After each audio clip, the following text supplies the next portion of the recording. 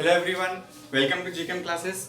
Today we are going to see the part 2 of coordination chemistry. Have you watched my last minute strategy for gate chemistry? Go and watch it, it is very beneficial for you. Likewise, I'll bring for IIT JAM also, but wait, now time is not reached for IIT JAM. Whenever it will reach, before that I'll give you a dose, okay, motivational dose I'll give you. So today I'm going to discuss coordination chemistry lecture number 2, correct? So likewise, I'll take coordination chemistry lecture 3 and then we'll solve all the questions. Like yesterday I told that 26 questions are there from previous year, like PYQ from 2019 to 2022, right? So yesterday we have discussed till VBT, we have reached till VBT, we saw that few hybridization also, inner orbital, outer orbital, high spin, low spin, how it is forming, right? Everything we have done. Then isomerism we have seen, correct? So today this VBT I will continue. Based on that remaining hybridization you will come to know for tetrahedral, octahedral, and then you will come to know today we are going to discuss CFT also. In that we will see the John Taylor distortion also, and for tomorrow we will keep your electronic spectra, right? That I will discuss in later part of this video section, correct? We will start VBT. In that already we have started VBT, but in that today we will see the hybridization based in specific one, right? Like for tetrahedral first we will see and then octahedral we will see. So in tetrahedral, suppose with example we will see, right? So in example, suppose we are taking nickel Cl4 and then 2 minus we are taking. So for hybridization purpose, what all we have to do it, right? How we are going to find the hybridization? Many of you till now you have solved, right, what is the hybridization for this, but the thing is like we have to see the step which we have to follow, that we have to see, right? कौन सा step हमें follow करना है इसका hybridization निकालने के लिए, वो main important है, right? ताकि इतना easy question तो नहीं देगा वो, मान लेते हैं कुछ और complex को change करेगा. In that time what you have to do it, you just follow those step and then you'll get the correct hybridization, right? So what will be the steps? So step 1, it will be to find out the oxidation number of central metal, right? Oxidation number you have to find it out for this central element, correct? This central element or central metal, you have to find the oxidation number, and based on that, whatever the oxidation number you have you have got, in that you have to calculate the valence electron, right? Based on oxidation number you have to see the how many valence electron is left over, right? That you have to see. Then step 2, what you have to see? In step 2 you have to see whether the ligands is attached is strong field ligand or weak field ligand, right? Strong field ligand or weak field ligand, that you have to identify. If it is strong field ligand, it will pairing up, okay? It will help to pairing up the d orbitals electron, okay? If it is weak field ligand, it won't pairing up, it will be as it is, correct? So now the step 3 is coming, that is very much crucial. You have to fill up the electrons, correct, in that d. So whatever the oxidation number you have got, based on that you just frame a d orbital, right? In that d orbital you have to put the electrons, okay? Suppose it is in +2 state. So I'll take this example and we'll do all these practices step, whatever I have written, whether it's fulfilling or not, we'll see. So suppose for nickel atomic number will be 28, right? And one more thing, don't memorize anything. How it will come? See, you just start writing from here: scandium, titanium, vanadium, chromium, then manganese, then iron, then cobalt, then nickel. Till nickel we need, so till nickel we have written. So this one is 21. Or one more thing I have already discussed with you. The thing is, whatever metal electronic configuration you are reading, do it in metal +2 state. Okay, so if you are taking +2 state, then what will happen? For scandium it will be D1, it will be D2, D3, D4, write D, okay, D4, this will be D5, D6, D7 and D8. So in metal, so nickel 2 plus is D8, right? So here first we have to find out the oxidation number of nickel. So how we are going to find it out? Take it as X plus 4 into, this will contribute -1, right? So -1 equal to how much it is there? Charge. If there is no charge, you have to put 0. There is 2 minus, right? So you have to take -2. Now it will be X, here it will be -4 equal to -2, and then X equal to -2. This -4 will go that side, so it will be +4. Now you are getting +2, right? So nickel is in +2 oxidation state. So first step we have already covered, the oxidation number of nickel is +2, and then based on that we have to see step 2 is strong field ligand or weak field ligand, that we have to find it out, correct? So in that you see chlorine, I'll share you all the strong field ligand and weak field ligand together in this board, okay? So based on that you have to find it out. There is spectrochemical series, okay? Based on that we will see which one is acting as a strong field, which one is acting as a weak field, okay? So right now chlorine is a weak field ligand. All the halogens are weak field ligand, okay? Keep it in mind, all the halogens are in weak field, okay? So now this is weak field ligand. So weak field ligand means no pairing up. So whatever electrons are present in nickel 2 plus, so nickel 2 plus means D8 electrons are present, right? So in that D8 electrons there won't be because weak field ligand, so there won't be pair up, right? So in nickel what all orbitals are there? 3d is there, then 4s is there, then 4p is there, okay, and then 4d. So I don't think so we require this 4d. 1 2 3 4 5, okay, this is 4d, correct? So now you just see that in this 3d I have to fill up this 8 electron, right? How we are going to fill it? 1 2 3 4 5 6 7 8, right? 8 electron we have filled up. Now this 2 electron, here the pairing up will not take place. Why? Because this is a weak field ligand, correct? So due to this weak field ligand, what will happen? This pairing up will not take place. So for this type of, like these orbitals are present, no? Now we have 4 chlorine. So how we are going to fill up those 4 chlorine? So one chlorine's negative charge will come here, second chlorine's negative charge will come here, third chlorine's negative charge will come here, and fourth chlorine's negative charge will come here. So total 4 chlorine we have added up, right? So now you have to see which all orbitals is participating to fill up this chlorine, correct? So just you see 1s, and then how many p it has taken? 3p. So now it will be 1s and 3p hybridization is taking place. What will be the hybridization? It will be sp3. And if it is sp3, what will be the geometry? It is tetrahedral, correct? There is no lone pair, so we can say this tetrahedral, geometry is tetrahedral and shape is also tetrahedral, okay? So geometry is also tetrahedral and shape is also tetrahedral. Question is arise, how many unpaired electrons are there in this molecule, okay? So how you will count? So these are the unpaired electron, right? These are 1 or 2. These 2 are the unpaired electrons. So number n equal to 2. So 2 unpaired electron is present. So now next question will arise whether this is diamagnetic or paramagnetic. Everything I am discussing with this molecule, okay? This complex. So directly when we are taking examples, based on the examples, like based on the PYQs, we will discuss it. Further concepts is required, we will discuss it. General conception I am giving you, okay? Whatever the concept is there, general concept, that I am giving you. So in this nickel Cl4 2 minus, this will act as a paramagnetic, correct? This will act as a paramagnetic. Why paramagnetic? Because 2 unpaired electrons are there. That's why it will act as a paramagnetic. Now next question will arise whether what will be the Bohr magneton value for this. So mu is spin value, okay? So mu spin only. When the orbital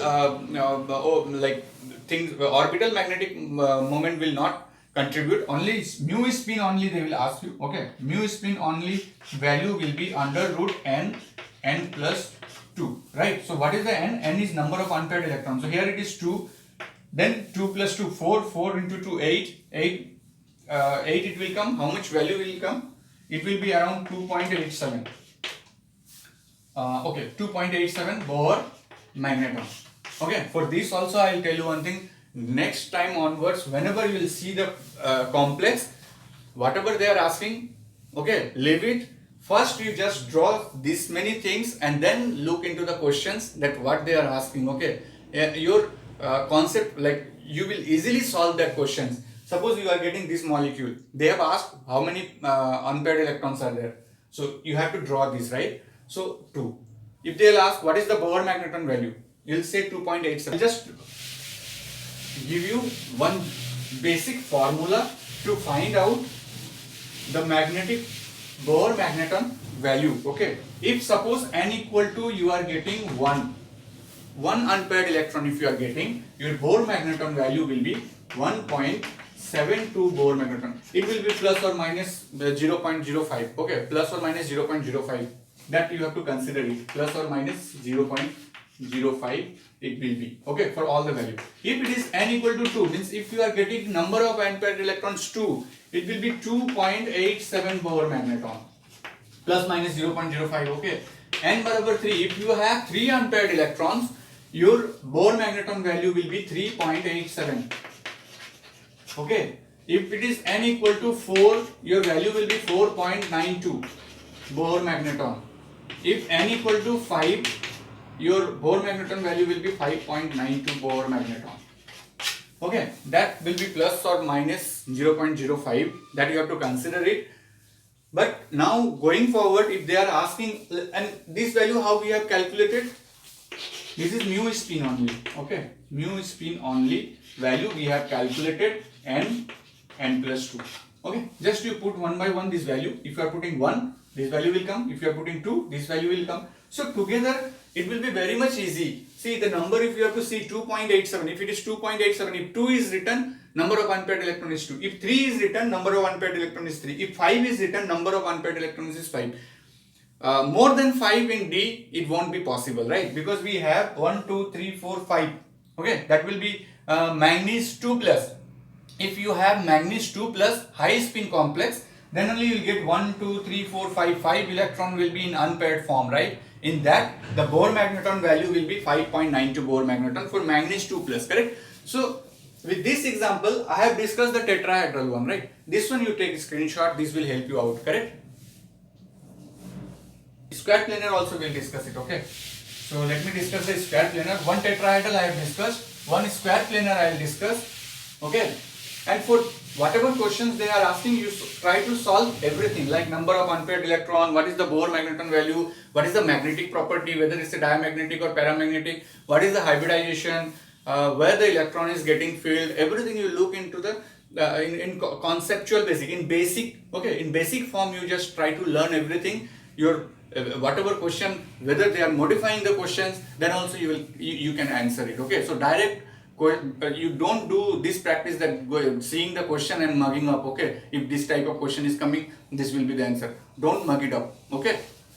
Try to understand the concept, okay, behind that. I'll take one square planar example. Suppose for nickel complex I am taking this one 4 and then I'll take 2 minus, okay. So our steps are, first step to find out, we don't know whether it's a square planar or tetrahedral, okay. So first step to find it out, oxidation number. So what is the oxidation number for nickel 2 plus? It will be X. This will be oxidation number, okay. So X plus 4 into minus 1 equal to minus 2. Let's see X and then minus 4 equal to minus 2. Then see X equal to minus 2 plus 4, it will be plus 2. So nickel is in plus 2 state, correct? Nickel in plus 2 state, so D8 configuration, correct? Now the next is, we have to fill it up, right? We have to see whether it's a strong field or weak field. So cyano is a strong field ligand, correct? It will be pairing up. It will help to pairing up, okay? This is a strong field ligand. So what will happen? This is your D, 5, and then this is your S, 4S. This is your 4P, okay? D is not required, okay? So 3D, 4S, 4P. Now just fill up the electron 1, 2, 3, 4, 5, 6, 7, 8. Now what will happen? Because of this strong field ligand, when it will start interacting with this electrons pair, what will happen? This electron will move towards this place, okay? So once it is moving, then what will happen? This electron will go this place, this space is empty, right?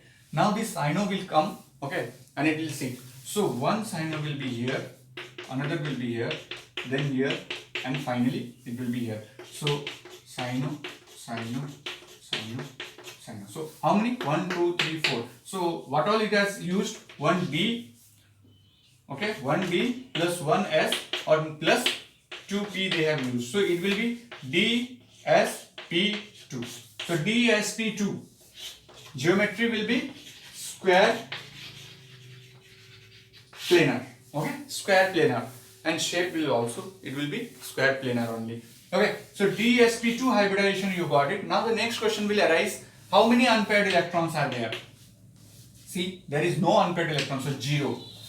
What is the magnetic property of this? Whether it's a paramagnetic or diamagnetic? It is diamagnetic. Why? Because there is no unpaired electron, so it will be diamagnetic. Now next question will arise whether what is the Bohr magneton value, right? Next question is whether what is the Bohr magneton value. So Bohr magneton value, we know the formula, mu is spin only. Okay, they'll ask mu is spin only values. So it will be n plus 2. So n is itself 0, so everything is 0. Finally it will be 0 Bohr magneton. Okay, this won't have any magnetic property, correct? So likewise you have to solve it. So one tetrahedral we have solved, one square planar also we have solved. You try to solve many questions. Okay, well, you will find many questions in your PYQs. Okay, this type of question they are asking. So next we'll take it for octahedral complex, correct? Let's see for octahedral complex. Let's see for octahedral complex what example we are going to take it for octahedral. So octahedral we are taking chromium, NH3 6. This is a neutral ligand, correct? 3 plus. Let's see. So we will follow the step wise, correct? So step wise. So for step 1, oxidation number. We have to find the oxidation number for chromium. So it will be X and then plus 6 into 0, because here it is a neutral ligand and neutral ligand won't share the charge, correct? It will be their lone pair it is sharing, right? So their lone pair it is sharing, so there won't be any charge. So it will be 0 into 6 and then equal to this side it will be plus 3. Now x plus 0 equal to plus 3, so x equal to plus 3. So this chromium is in plus 3 oxidation step. Now it is plus 3.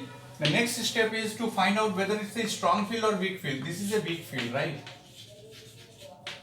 We'll write this one, weak field ligand. So this is a weak field ligand. So next will be, we have to fill it up for this chromium. Again we will write it down, chromium, where it is coming and what will be the metal plus 2 state electronic number. Okay, what is the number of electrons in metal in plus 2 state? We'll just write it. Scandium, titanium, vanadium, chromium is here, right? Metal in plus 2 state, it will be D1, D2, D3. This will be D4, correct? Chromium will be D4. Now just write, right? Chromium in plus 3 state. So how many it will come? D3, correct? So how we are going to fill it up? This is 3D, this is 4S, this is 4P, and this will be 4D. Okay, 1, 2, 3, 4, 5. 1, 2, 3, 1, 2, 3, 4, 5. Okay, so now we have to fill it up. So we have 3 electrons. So 1, 2, 3. It's already done. Now we have, see, we have space, right? And this is a weak field. So there won't be any pairing up. So what will happen? Just we have to fill it up. Start filling it up. The lone pair of nitrogen, it will go. See, one lone pair will be here. Second will be here. Third will be here. Fourth and then fifth. And the last one will be here, right? So how many it is coming, like how the hybridization will be taking place. So this, they are taking D, 2D plus 1S plus 3P it is taking, okay? These are the number, not 2D. 2D is not possible, right? So it is not 2D. So 2D orbital they are taking, 1S they are taking and 3P, right? So how many it is coming? D2sp3. So D2sp3 is a octahedral. Now what all information you can gather it, you just try to gather it here, right? So see, this is a inner orbital. Many type of questions they might be asking, okay? So whatever possible is there, just try to draw it here itself, right? For this example. So it's a inner orbital.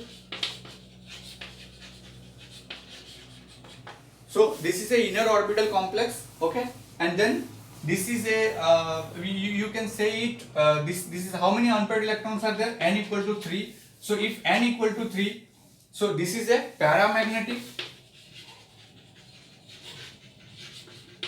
okay? If it is paramagnetic, the next question will arise, what is the Bohr magneton? Mu is spin only value. So mu is spin only value will be N plus 2. We are not going to see, we know that it is 3, so it will be 3 point something 87 or something it was there, right? So it will be like plus or minus 0.05. So Bohr magneton, this will be the value of this much only. Will move towards the CFT, okay? So CFT, crystal field theory, okay? So we'll see how the crystal field theory is helping us to find out the remaining complex splitting energy, based on energy, what is the stability of complex, Okay, CFT is telling the stability of complex, and already we have discussed that CFT is discussing about electrostatic force of attraction, right? It is purely based on electrostatic force of attraction, means it says that it type of ionic compound, the ligand is acting as a point charge and it is pointing towards the central metal, right? It won't discuss about covalent type of thing, like valence bond they are telling, no, high spin, low spin, inorganic, like ionic bond or covalent bond. Likewise in CFT it is not there, right? It will say only that compound is a like electrostatic force of attraction between ligand and your central metal, and based on that only that complex is forming, and whatever like the splitting is happening. Okay, and then John Taylor also we will discuss it today only. So first we have to see any one example, we'll take it and then we'll see how it is working. Okay, so first octahedral complex we will discuss it. So in octahedral complex, this is the D, okay, 3D. Ligands is approaching. Once the ligands is approached, this will be in higher energy. This is the energy diagram. Okay, this is the energy. So it will go to the up, like the excited state. After that, the splitting will happen. Okay. Okay. This will be the splitting. So here it will be T2G. Here it will be EG. This will be the Berry center. Okay. Sometimes they might ask what is this line Berry center. From here to here, the value is delta octahedral. Okay. Or you can say, or it will be 10 dq. Correct. Now you have to see like CFSE we are calculating, no, CFSE, crystal field stabilization energy, and based on that we will say that the complex is stable or not. What will be the formula we are going to put it? It will be like minus 0.4 into T2G. How many electrons are there in T2G? That we have to multiply with minus 0.4, and then plus what we have to do, plus 0.6 into EG. So how many electrons that are there in EG, that we have to multiply with 0.6. Okay, and that this value will come as a delta octahedral. Okay, so this should be like more. So this value is minus 0.4 delta octahedral, and this value will be plus 0.6 delta octahedral. Correct? So we'll take one example and then we'll see how it is working, and then for tetrahedral also we will see it. Okay, so one example I'll take. Which one? Suppose this one I am taking chromium, water, aqua, hexa aqua, and then 2 plus. Okay, this example we are taking. In this we'll see that what is the CFSE value for this. Okay, so CFSE. So before CFSE we have to arrange this chromium one, right? So we have to find out the oxidation number of this. We know that this is a neutral ligand, so it won't contribute anything in this oxidation number. So whatever plus 2 is there, that will be the chromium's oxidation number. And we have already written here for chromium, it was like plus 2, it will be D4, right? So D4, and water is a weak field ligand. So how we will draw it? Just draw it, this structure D4. Okay, this will be T2G, this will be EG. Okay, here 3 orbitals will be there, top 2 orbitals will be there. That splitting is taking place. Okay, and then you just and you see these 3 are, these are the non-axial. This maybe they can ask, or maybe they will not ask. If they are asking, better you write non-axial orbitals are participating here. Here it will be axial orbitals are participating. Okay, axial orbitals are participating. Correct. So non-axial, and here it will be axial orbitals are participating. Why? This is dz square and dx2 and y2. These are axial orbitals, right? Here it will be dxy, dyz, dxz. Okay, these are non-axial. It will be in between the axes, correct? Now we have to fill it up. 4 electrons. So 1, 2, 3, and we know that this is a weak field ligand. So pairing up won't be taking place. It will go up. So 4th one is here, right? Now you have to see the CFSE value. So CFSE I'll just calculate it. I'll just calculate CFSE equal to, it will be like minus 0.4 into how many electrons are there in T2G? It will be 3. Then plus 0.6 into how many electrons are there? 1. This will be delta octahedral. How much it is coming? 4 into 3, 12. Minus 1.2 plus how much it is coming? 0.6 delta octahedral. So overall it will be it will be minus 0.6 delta octahedral value. Now next we will see for tetrahedral complex, right? For tetrahedral complex we will calculate it, what will be the CFSE value and how this splitting will be arranged in tetrahedral complex. Okay, for tetrahedral how it will arrange, suppose this is a d orbital, okay, and then I'll draw it here. This is a d orbital, okay, 3D, and then what is happening, ligands is approaching, so it will go up and then again splitting further, it will be like splitting will take place. Okay, this will, now the changes will be, it will be here, it will be E and it will be T2. G we are not putting here. Okay, G means Girardet. Okay, the octahedral complex they were in Girardet, and this one is like tetrahedral complex, it will be un-Girardet. Okay, correct. So Girardet and un-Girardet it is not in your syllabus currently. Okay, so for GATE and CSIR it is there, so that we will discuss it, because if I'll explain Girardet and un-Girardet it will take much vaster, like chapter will be increased, like our time duration will increase, correct. So now it will be, now E we have two, right, both the orbitals are axial orbitals.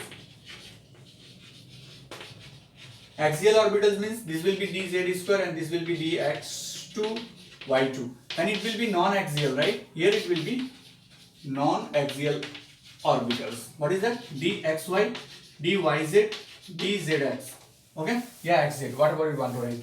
Now we'll take directly example. Okay, first we'll write what is the CFSE we are calculating for this. CFSE how we are calculating? Here we have to take minus 0.6 into E, okay, and then plus 0.4 into T, okay, T2, and this will be delta tetrahedral value. Here also it will be barycenter. This will be minus 0.6 delta tetrahedral. This will be plus 0.4 delta tetrahedral. Okay, and then now just we'll take one example. Let me take cobalt. Okay, Cl4, and then 2 minus this one. So first we have to find out the oxidation number of this cobalt. So just find it out. X plus 4 minus 1, this will be contribute, and okay, minus 1, so minus 1 equal to minus 2. Now x equal to, this will be minus 4, if it is going that side it will be plus 4, right, so plus 2. So cobalt in plus 2 state, it will be D7. Okay, D7 how the splitting will take place, it will be E and here it will be T2. We know that here 2 orbitals are there and here it is 3, right. So D7 how you are going to put? For all tetrahedral complexes it will be high spin only, correct. So 1, 2, 3, 4, 5, 6, 7. Okay, done, 7 electron. Now what you have to calculate? CFSE for tetrahedral complex, right. So just put the values 0.6 minus 0.6 into how many are there? 4 plus 0.4 into how many are there? 1, 2, 3. Just put 3 and this value will be delta tetrahedral. Okay, so how much it is coming? Minus 2.4 plus 1.2, so it will be minus 1.2 delta tetrahedral. This value we are getting for CFSE, correct. So for tetrahedral CFSE value we are getting minus 1.2 delta tetrahedral. Okay, now we will discuss the John-Taylor distortion, correct. John-Taylor distortion. Now we will discuss John-Taylor distortion. John-Taylor distortion.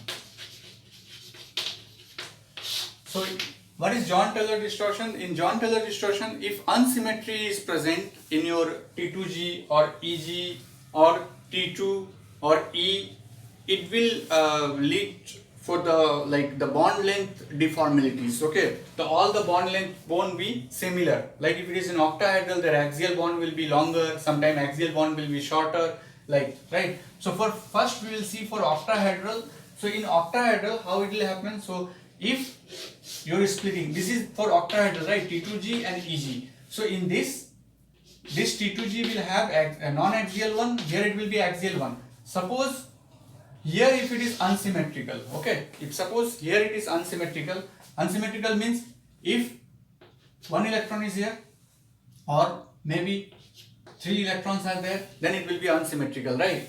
So if it is unsymmetrical, it will lead a strong John Taylor, JTD we call it, John Taylor distortion. Okay. Now coming to the point in downside, if now suppose this is empty, okay, and now one electron is here. This is unsymmetric, correct? These orbitals are unsymmetric. If this type of situation is arise, whether it's 1 or maybe it is 2 or maybe it is 4 or maybe it is 5, then unsymmetric is happened. So if unsymmetric in T2G, then it will be weak John Taylor distortion. Okay, if it is weak John Taylor distortion, then compression will take place. Tetragonal compression. If strong John Taylor distortion is present, then it will be elongation. Elongation. Okay, tetragonal elongation means whether it is weak John Taylor distortion or strong John Taylor distortion, all the bonds, like in that particular complex, all the bond length is it won't be similar, correct? If here also symmetric, here also symmetric, then there won't be any John Taylor distortion and all the bonds will be in similar size. Suppose we have this kind of situation.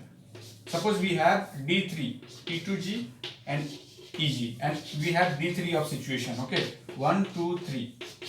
So this type of thing, here also symmetry is there, here also symmetry is there. So there won't be any John Taylor distortion, correct? Suppose we have D4,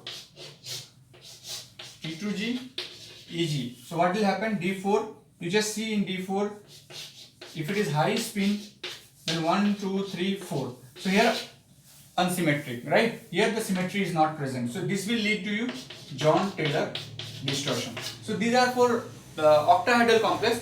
When the examples will come in PYQ, that time we will solve it. Okay, so now just practice the concept. During examples like PYQ, when I'm solving, that time you will be very much like for you it will be very much easy. Likewise in tetrahedral also John Taylor distortion will be there. The same concept, but the splitting will change there, right? There it will be like this will be E and this will be T2, right? Here it will be 3 and here it will be, sorry, here it will be 2 orbital and here it will be 3 orbital, correct? So down it will be 2 and T2 it will be 3. So whether the splitting, like here also if it is unsymmetrical, John Taylor distortion will show. Here if it is unsymmetrical, John Taylor distortion will show. Okay. Likewise, many examples are there. If I take one by one, it will be lengthier, correct? So just know the concept and then directly we'll solve the PYQs, right? In that time we'll see if it is any difficulties are there, I'll discuss it there itself, correct? So thank you very much for watching today's class. And wait for tomorrow's, it will be final. We are going to discuss electronic spectra, Origal diagram, outer sphere mechanism, inner sphere mechanism, trans effect. This thing we are going to discuss and directly we will solve it all the PYQs. Next class I'll wind up this coordination chemistry and I'll take another topic for your burning session, correct? So thank you very much.